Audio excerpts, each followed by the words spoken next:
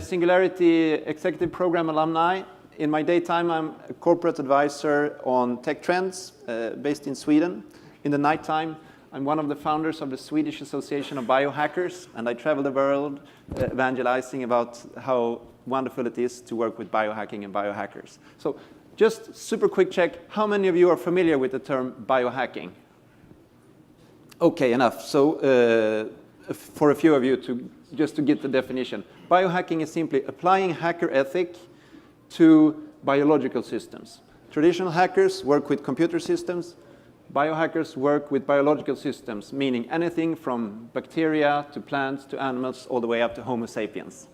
Applying the latest biotechnology tools and methods. And the interesting thing is that this is something that is becoming democratized. As you've heard in other talks here, equipment that used to be super expensive can now, a couple of guys set up in their kitchen and start doing DNA modification experiments, for example. So this is what we're into. This is a picture of Mats Hederos, who is the founder and CEO of the largest real estate fund in Sweden. He is getting biohacked by another gentleman who is not a traditional doctor, as you can tell, but is another successful businessman who runs the biggest body modification studio in Sweden. So I'll come back to what this means.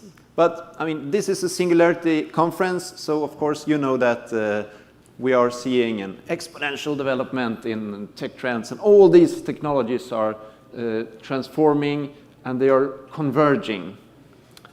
We have neuroscience, artificial intelligence, sensors. All of them are transformative in terms of price performance. But what does this mean? So we hear about artificial intelligence taking jobs and self-driving cars on the street.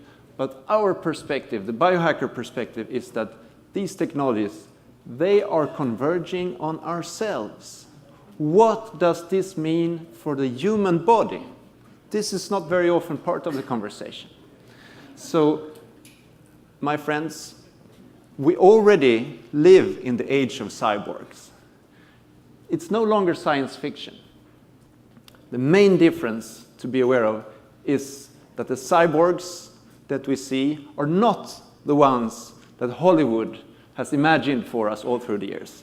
In fact, cyborgs today look like this. It's anyone. It's old ladies with cochlear implants, with smart insulin monitoring systems, with pacemakers. Millions of people are walking the streets of America with smart connected implants under their skins already today. So it's a fact. I'll just share with you a few quick stories about people who have benefited from this. They are all well-known internet memes.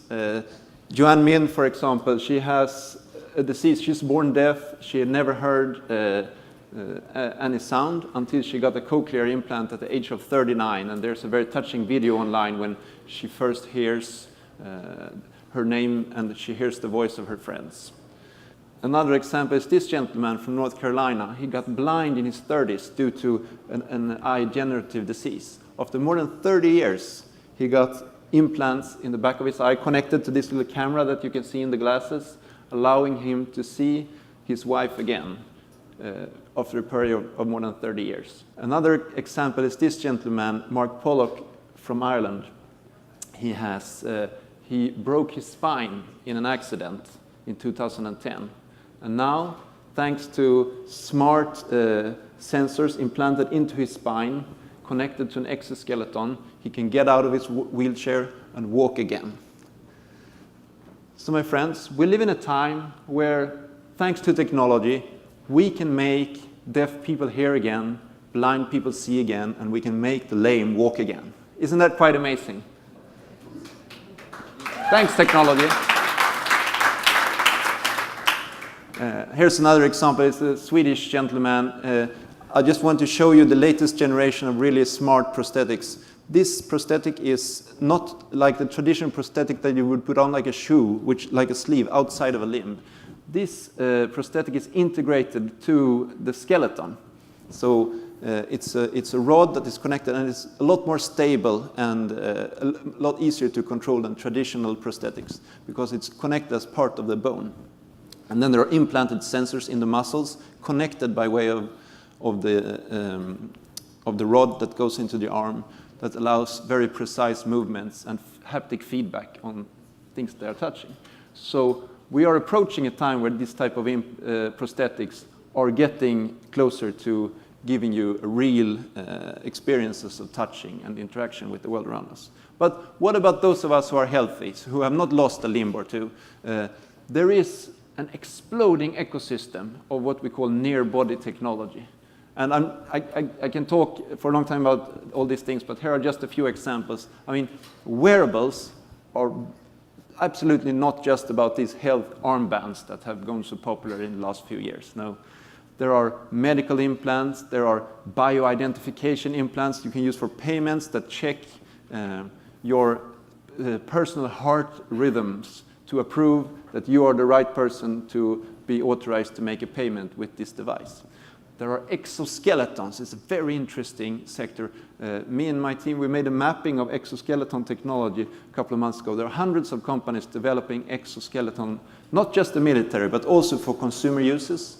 I'm sure we will see these technologies integrated in our clothes in a not very distant future. There are also various equipment for sensory enhancements, allowing people to hear things better than normal hearing, or perceiving things that our senses are not normally perceiving. Beyond the wearables, there's a further generation of new technologies being developed. Smart contact lenses, for example, allowing you to zoom and get better than human eyesight. There are ingestibles, pills that you swallow that checks your health and how medicines are absorbed in your gut. Here in the middle is a picture of Sean, a gentleman from the US Pittsburgh-based biohacker collective, Grindhouse Wetware. He's just implanted LED lights in his arm. So we're at the Cyborg Festival in Germany at the time. And here at the bottom is another very interesting implant. It's a chip implant that monitors blood sugar level, and really giving people, for example, with diabetes, the ability to have constant monitoring without having to poke themselves with needles. So this is really happening. MedTech implants that allow you to monitor your health from the inside. Coming to chip implants, I have a little chip here in my hand. Of course, I have to speak I have to walk the talk, right? So this is what I do with my implant. My goal is to replace all the keys and swipe cards that I have in my wallet. I've come a fair bit. So now I have my gym card, I have the badge to get into my office, I have keys for cupboards. You can see up there is a post-it note with a PIN code. I just unlock my phone by touching it with my implant instead of having to type a PIN code. There's, of course, my business cards that sit here. If anyone wants to have my business card later, you can just swipe my hand with your phone. So there are a bunch of uses for it. It's pretty interesting. This has led to a very interesting trend. There are now several of us traveling the world hosting implant parties all over the place. I don't know if you've had any here in San Francisco yet, but this is very popular. At one event we had in Sweden last year, there were more than 60 people who got implanted, all of them software developers, during the course of one of these parties. So we're also seeing a lot of interesting services being connected to this platform now. So why in the world would you want a chip implant? I mean, this technology it's not new. We have been putting them in animals on an industrial scale for the last 25, 30 years. Why is it suddenly interesting for humans? Well, the answer is that the world around us is rapidly transforming. 25 years ago, there was no point to have a chip implant because there was nowhere you can use it. But now, with billions of connected devices around us in Internet of Things, we really need to have a simple way to talk to all these smart connected devices. And you know what language the Internet of Things speak? It speaks mainly 3 languages. It speaks the language of Wi-Fi with each other. It speaks the language of Bluetooth and the language of NFC. So by getting myself a little NFC chip, it gives me the ability to speak the language of the machines. The Internet of Things doesn't speak Swedish very well yet, so it's easier for me to have my body speak their language than the other way around. One interesting use case, for example, for chip implant technology is to have smart activated handguns. You can personalize weapons just by sticking a little sensor in the handle of a gun, making sure that the only person who can operate that weapon is the person who has that chip implant in their hand. So no burglar or children in the house will have the ability to use a weapon. To me, that is a very interesting use for this technology, one out of hundreds. And I mean, just to give you an overview, there are a whole bunch of technologies and services being developed around this chip implant platform that is quite interesting. So not just identification, like opening doors and cupboards and unlocking your car with chip, but also health monitoring, payment and transactions. I can use my chip implant to buy things in vending machines and cafeterias in various places around Scandinavia already. And we're seeing near-field communication, NFC, becoming a standard for payments in a much broader world. The goal for us now is to allow us to ride the subway just using these implants. So hopefully that'll happen in a little while. But going beyond chip implants, which is a very basic biohack, right? There are some fantastic innovations happening in the biohacking community, looking actively to sort of see how you can give the human body experiences beyond what our current senses give, often inspired by nature. Here's, for example, a project called NordSense, developed by a group called Cyborg Nest. So NordSense is a compass that you connect to your body that vibrates a little bit whenever you're facing north. Like migratory birds, suddenly you get this feeling, intuitive feeling for which way your nose is pointing. It may not be super critical for people who live in grid cities, but it will give you a connection to the planet in an interesting way. Here's another example. It's a gentleman from London. He also has cochlear implants, but thanks to a friend who is a sound designer, they have hacked his implants and then converting the various IP numbers of Wi-Fis, turning them into music. So when he walks down the street, it's similar to the experience for you and me when we walk in the forest and you hear different birds in different trees. So he hears the Wi-Fi, the various Wi-Fis, when he walks down the streets of London. Now that, to me, is a sensory experience for the 21st century. There would have been no point to have it throughout our evolutionary history, but certainly it's quite relevant and useful per today. Another example, this lady her name is Moon Ribas, and she's also a biohacker. She has a chip implant in her arm. It's a Bluetooth connected chip that vibrates when it gets input of various kinds. And she has connected this implant to the global monitoring system for seismographic sensors. You know that sensors earthquakes all over the planet. So whenever there is an earthquake somewhere in the world, she feels it in her arm. And of course, if it's a bigger earthquake, it's a bigger vibration. And she's a performance dancer, and she makes her dances. She stands still, and when there's an earthquake, she dances a little bit, so that she communicates what is going on in this entire planet. And in another arm, of course, there is an implant connecting in a similar fashion to the moon, giving a direct connection also to another heavenly body. You know there is internet on the moon, right? It's a satellite connection, so it's not super strong, but it's good for you guys to know in case you go on a wild after party here at the Singularity Summit with Elon Musk or someone. You never know where you might end up, right? So it's good, you can update your Facebook. I'm safe. Come get me at some point. Anyway, so to pull this together to a little bit of synthesis, what we're seeing in this sort of exponential tech development is devices becoming smaller and smaller, performing functions better and better. So here I use music players as an example. It could have been computers or cameras or something else, but principally we see that devices, first they are so big and clunky you need to have them on a desktop.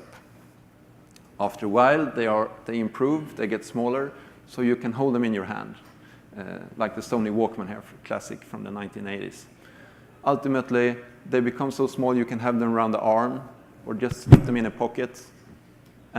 Or as in this example here, I don't know if you've seen this latest generation of wireless earbuds, like this Bragi from this Dash from Bragi, it's a German company. This little device can hold 4 gigs of memory and thousands of songs. And it's so small you just stick it in your ear like this. And do we think this is the last generation? Looking at these trends, what will this look like in 10 years? Maybe a pinhead you stick in somewhere. And for us biohackers, that is of course the vision. How can we integrate these small technologies into our body to give us new sensory experiences? Just an idea, I mean, during the course of this conference, we've seen various technologies that are being developed. There's, for example, full spectrum cameras that this company, Impact Vision, are developing. We've seen the DNA sequencers now about the size of a Snickers bar, handheld diagnostics and spectrometry devices. All of these are currently in the sort of handheld stage, going towards wearable. What will happen when we can start putting these things, for example, in our teeth? It's not that far away. Imagine if you could have a DNA sequencer and a spectrometer in your teeth that would analyze everything you eat. Not just logging it, but also, for example, giving you warning if you're eating something with a lot of pesticides on, etc. And it would be so cheap and easy, so it would just be there, just like any other organ in the body. I think, to give you a metaphor, I mean, like we have kidneys. We don't worry about them, right? They just sit there and do their job. Some people have a kidney disease. They need to go and do dialysis. It's this big machine that sits on a desktop. That's how I think of all these technologies. They are big, clunky things that we need to connect ourselves to in a complicated way. Of course, we want this dialysis machine to be as integrated as our kidneys. And so we want to do with all these other things as well.